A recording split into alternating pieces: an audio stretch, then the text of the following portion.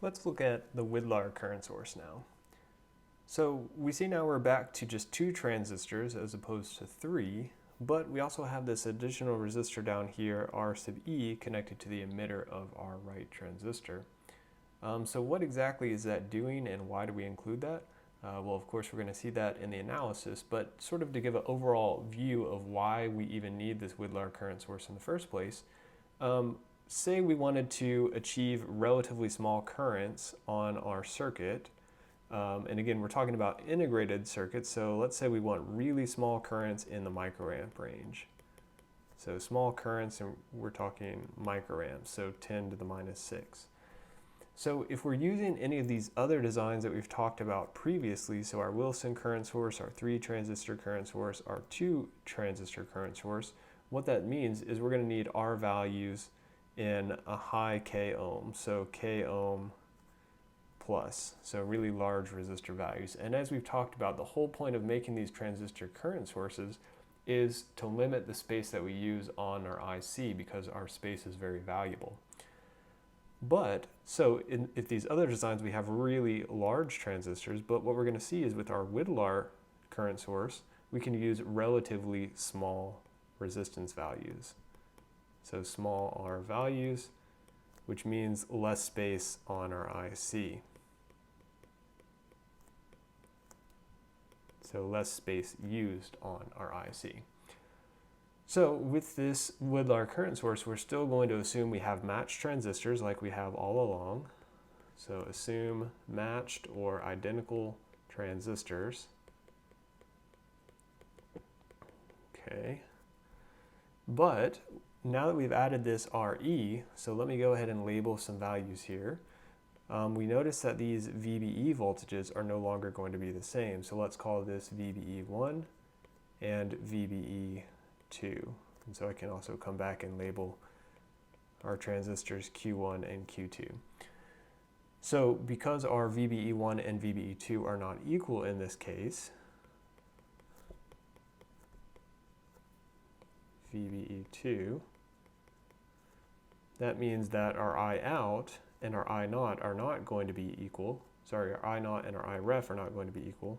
So we're actually going to have I out less than I ref. And so let me come over here and define those real quick. So I've forgotten to do that. So of course, like usual, we're going to define our reference current in our resistor R1 on the left over here. And our I naught, as usual, is defined as our collector current of C2. So this is our output current. So we're going to see that our output current is actually smaller than our reference current. So we can also label here our collector current IC1. And what we're actually going to do for our analysis with this Widlar current source is, again, we're going to make an approximation and we're going to neglect our base currents. And so what that's going to do is that's going to simplify our analysis greatly, and it's going to give us an answer that is reasonable to a first order at least. So let me just make a note of that. We're going to neglect our base currents in analysis. So neglect base currents.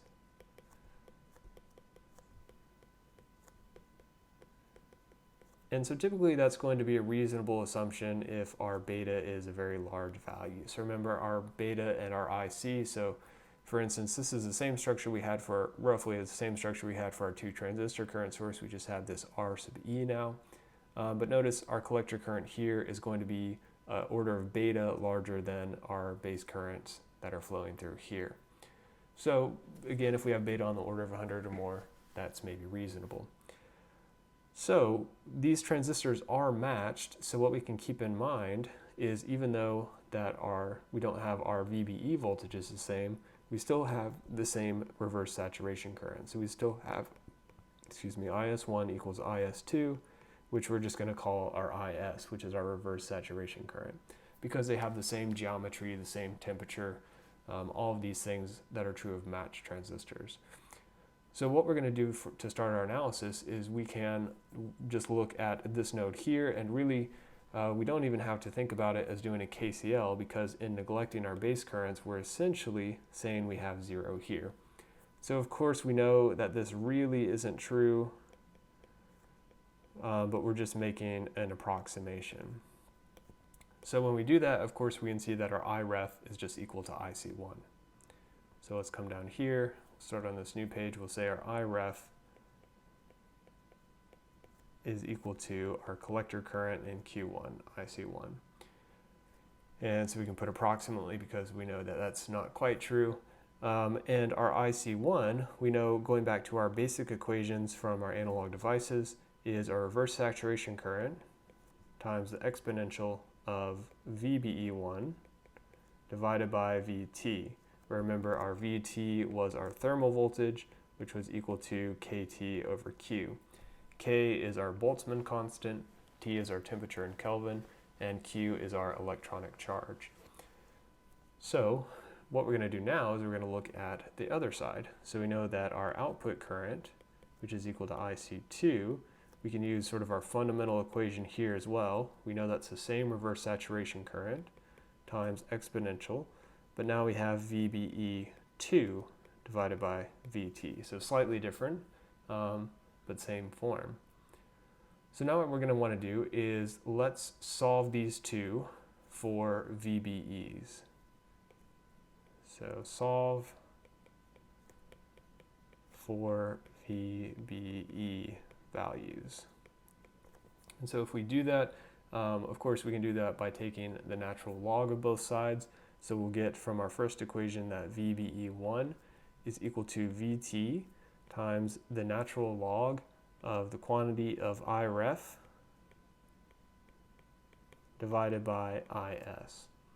And so what we can do is we can use our log properties. We know if we have log of A divided by B, that's equal to log of A minus log of B.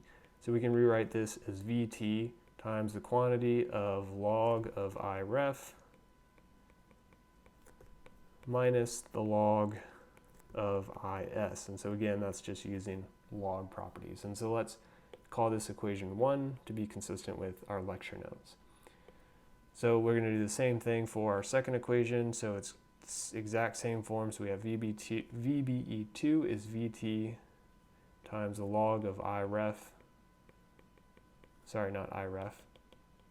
Here we have I out divided by IS. And using our log properties again, we can rewrite that as a log of I out minus log of IS. And so that's going to be equation 2. Okay, so again, we're just going to kind of continue playing around with these equations, and ultimately everything's going to work out perfectly, as it always does in instruction. But hopefully it'll make sense once we see where we're going. So what we're going to do is we're actually going to take 2 and subtract it from 1. So we're going to say equation 1 minus equation 2. So 1 minus 2. So what that's going to give us is, of course, we're going to have VBE1 minus VBE2. And we're just going to substitute in what we had for 1 and 2. Well, we know we have VT times all of that. And then we're going to have log of IREF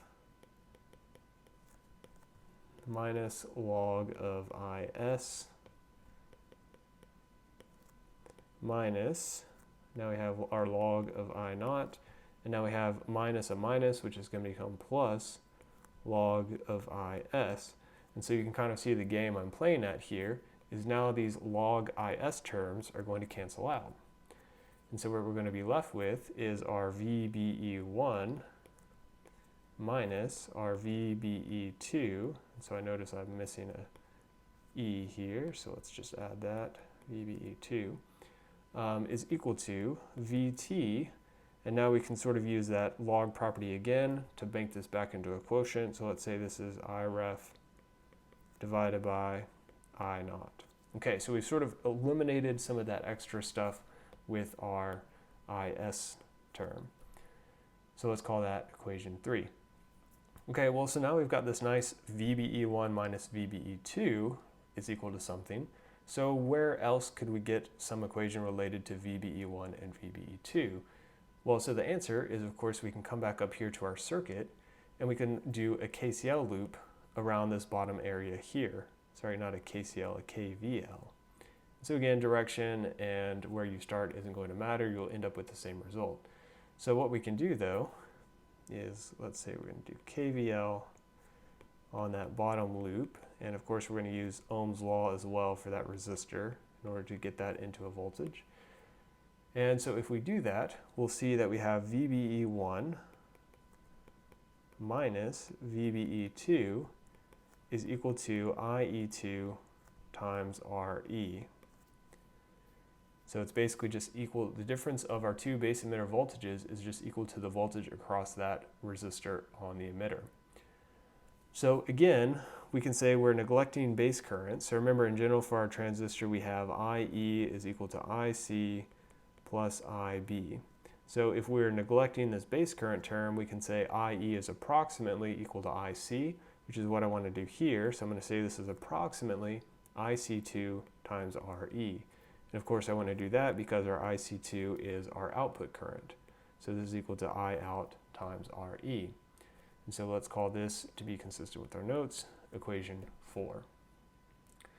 So now what we're going to do is we're just going to equate equations 3 and 4. So notice we have VBE1 minus VBE2, VBE1 minus VBE2. So we're essentially just going to equate that, and that's going to give us our equation for our Widlar current source.